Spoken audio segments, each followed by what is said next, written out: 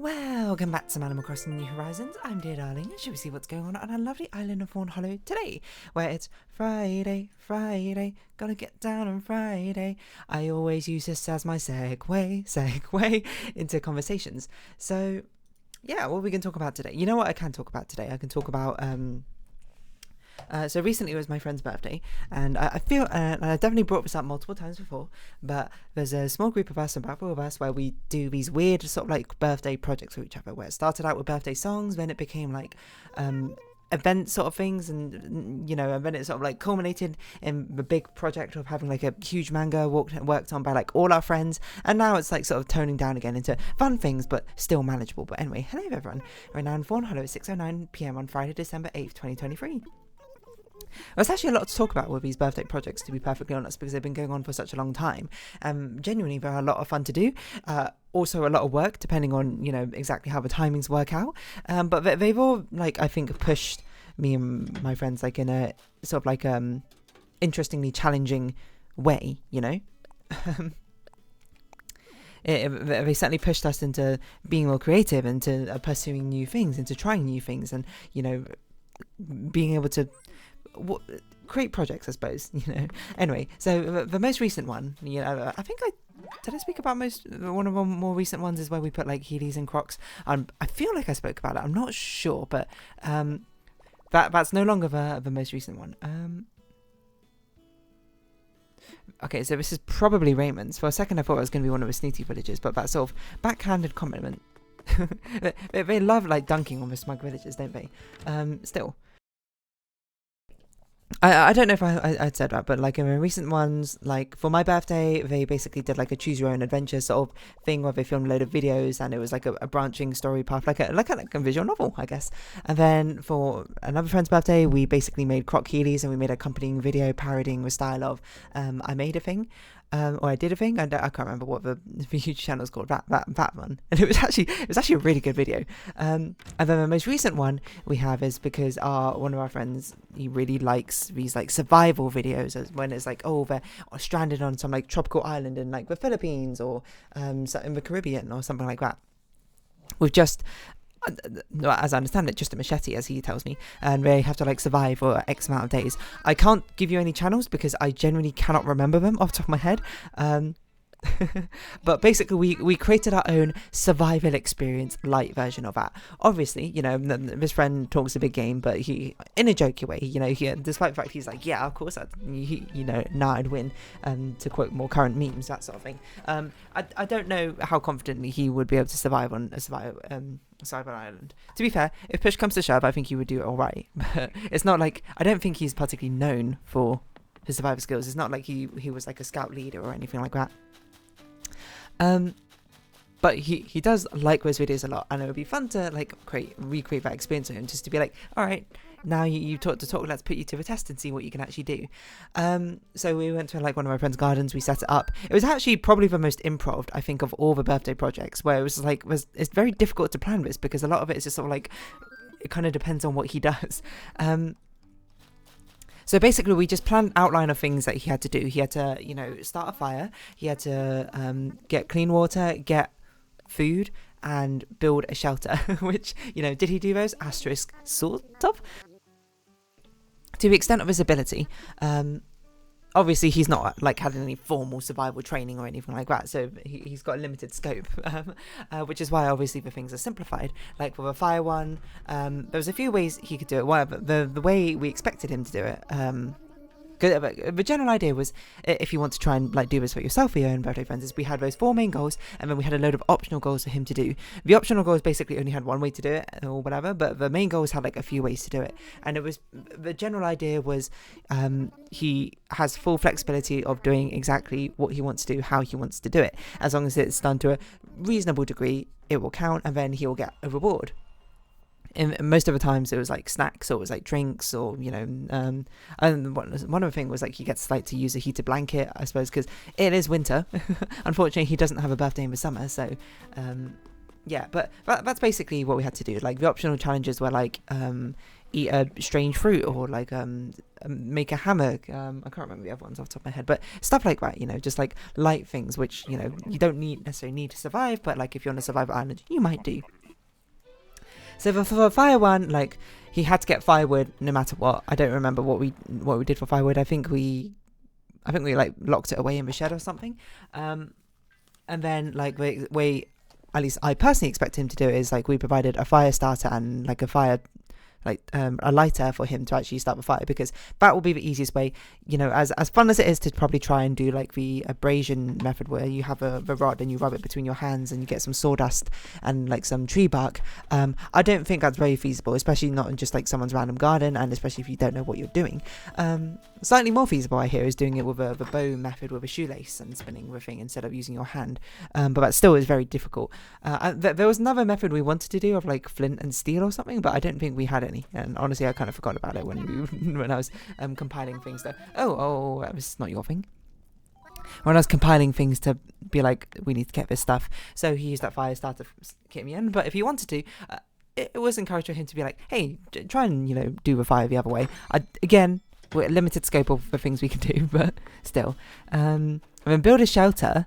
There was a couple of ways you could do it. One of them was like the get lucky way, which was basically like find the key for the locked shed, and in there you could just use that as a shelter, which was by far and away the easiest way, and technically the way he ended up doing, but he still tried to do it the other way anyway for funsies. Why not?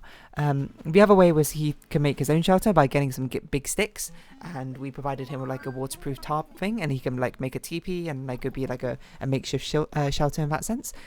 He sort of ended up doing that. He ended up combining it with like a garden bench in my friend's garden, and he got incredibly wet when they tested it apparently. I wasn't there to see most of this, unfortunately, because I was working, but still.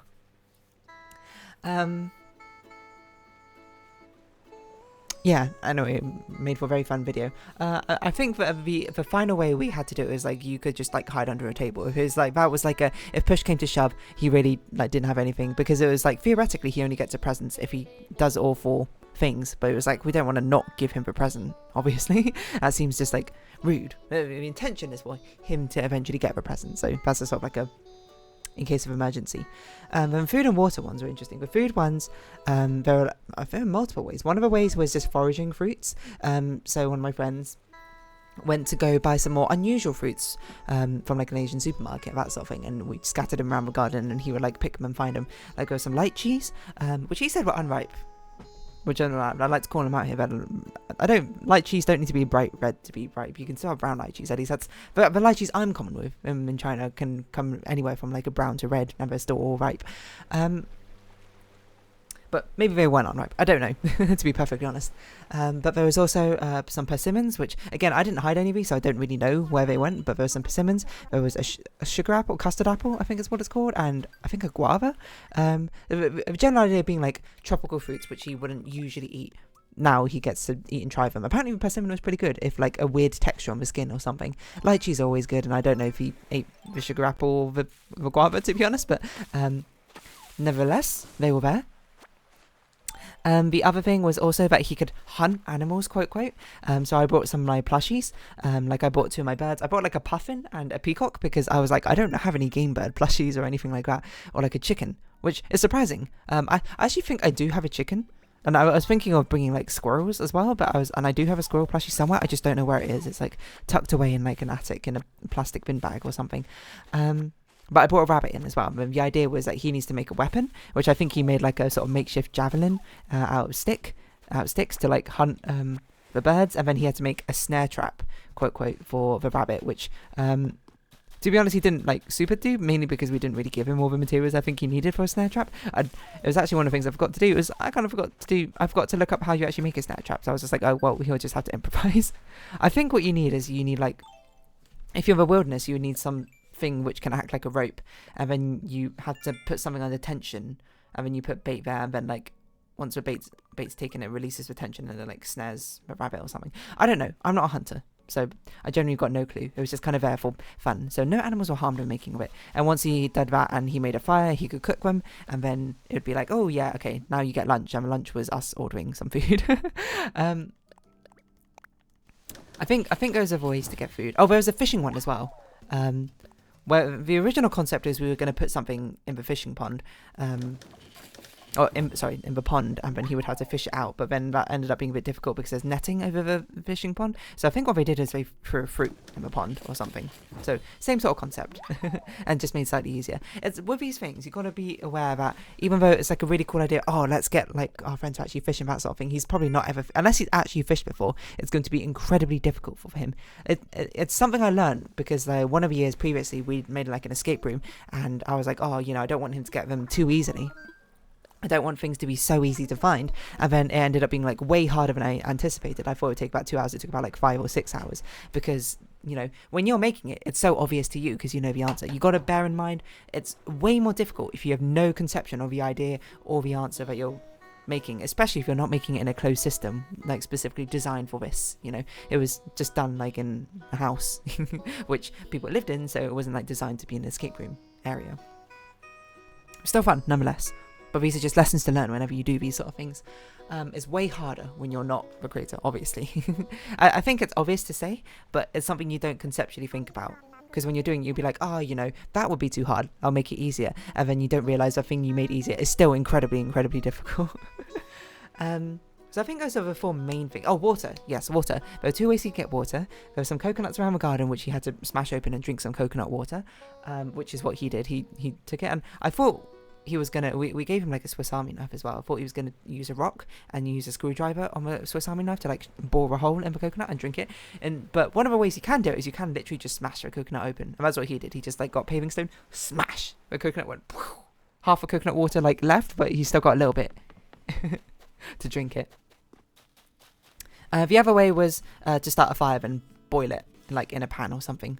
I think instead we like made s'mores and marshmallow-esque sort of things in the pan instead. I don't quite recall. But yeah, that's what basically it. And then he did some optional challenges. I probably have a document on my Google Drive still of the thing. Here we go. Material set up. Yeah, I made like a little survival guide. Well, actually, the interesting thing is I made like a short survival guide to just basically explain to him what he was expected to do. Because if we're just like, we took him to the garden and was like, survive, he'd be like, what? But the general concept of being like, now I could bullet point out, oh, here's what you need to survive, from like Bear Grylls parody person being like, you need fire, shelter, water, food, something like that. I mean, here's some optional challenges, and the rewards, I was like, if you just imagine them hard enough, they'll keep you sane or something like that. I can't remember exactly what I wrote. I wrote it, I made it at like, finished making it at like 2 a.m. or something the night before. That was very much last minute by me. That was on me. I don't usually like doing things so last minute, but it was because it was just so busy. And nowadays, not as busy, which is good. Whew, finally relax.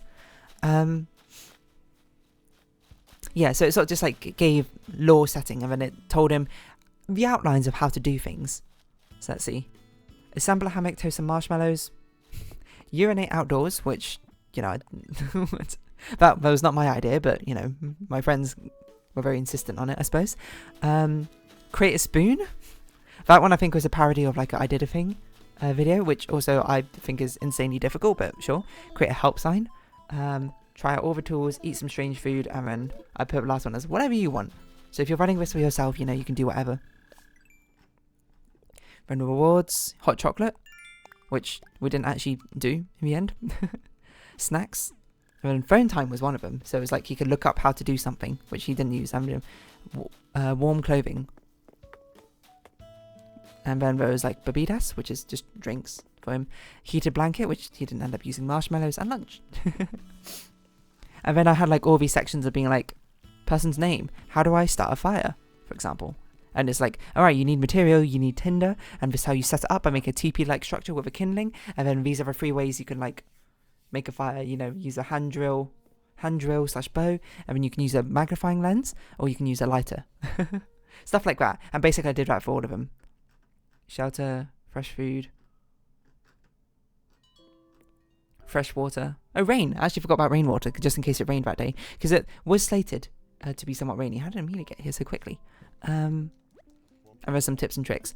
I also, the initial plan was for the survival guide to actually give more details of like how to actually these things, and I was stealing them from a survival guide. But as I was doing it, I was like, I'm literally just copy pasting this and rewording it even worse and making it more confusing by stripping it of context. Why don't I just print out a survival guide? So that's what I did. I found some random survival guide. I don't even remember which one it is. Is it this one? Wilderness Survival Guide by Peter Stange. And it looked pretty decent. It was the one which has good pictures. It felt concise. And it wasn't too many pages, about 20 pages or so. So it could actually be printed. And he did not use it in the slightest. To be fair, that's not... It's very much like my friend. You know, there's no way this friend would look at that 20-page booklet and be like, I'm not... He's absolutely going to be like, absolutely not. I'm not going to read that. It's very much in line with my friends. Should have thought about that, to be honest, and probably should have just printed out the pictures or something if needed. But also, I don't think he was going to use it. Like, I probably would have used it to at least like look up some stuff to see if I can conceivably do any other things. And definitely another one of my friends probably would have read it. Another one of my friends absolutely would not, unless he needed to. So it's just funny, you know. Of course, all my friends are different about that sort of thing, so they all would theoretically react very. You know, we can leave a weed there. It kind of looks like kelp or something. But I just find it funny. But I spent a lot of time like trying to make a survival guide about that sort of thing, and just giving up in the end, being like, well, to heck with it. I'll just print out an existing one, and then it just ended up being like, oh. Did not even need it in the slightest, or did not even use it in the slightest. I'm sure it probably would have been very useful, but again, it's not very conceivable to do a lot of those things. Anyway, apparently it was a fun time. I have quite a few videos from it, so you know I can see exactly what's going on. Yeah, I think it was probably one of the more improvised, like survival, birthday project things. You know, wilderness survival. I don't think it's particularly easy. Like, how well would I do on like a remote tropical island if I had survived? I'm pretty sure I would be dead within 4 days. I'm not going to say 3 days, because it's like 3 days without water you can survive, right?